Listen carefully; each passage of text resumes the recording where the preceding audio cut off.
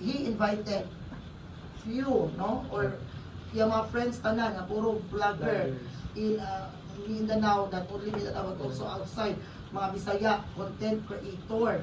Mo din to siya nga, pag ano niya na, kung gusto mong mag-vlog, pagsugod ang horon kay dili man sa ingon nga mag-vlogger mo kay makakwarta mo, mag-vlogger mo kay dako ang income sa vlogging, di gyud tanan kunan na. So, naayo ba nga mag-vloggers nga dagko yung income, naayo ba magiging alipin tayo ng salapi. Uy, Chores! wag gyud ako na miss gyud kanang Mag-work naman yes, ta. so So, laon bitaw nga na. Sita, wag gyud ako na miss gyud nga kanang kung dito mi sa ang family ba nga mga kanang mag-banding, karon kay bilang na sa saying yes to the request. Maraming salamat po. And, kasi na kayo gusto i-shout out o pasalamatan. Okay. So, shoutout din ko sa kanang mga viewers sa itong mga followers sa Lagan Siligan.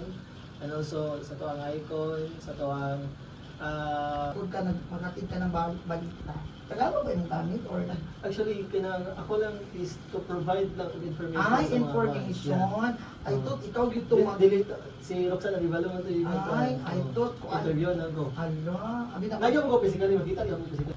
kabalo ka para ka hanay na ka mag-istorya and ang mga pong pagtrabaho o paglihok dira sa pagpanday buhat. Yeah. Grabe mo yung mga panday buhat. Ay, pasensya gid mga ka-vibes sa kay medyo daga na gid sila gi-comment pilit-pilit ang live ko.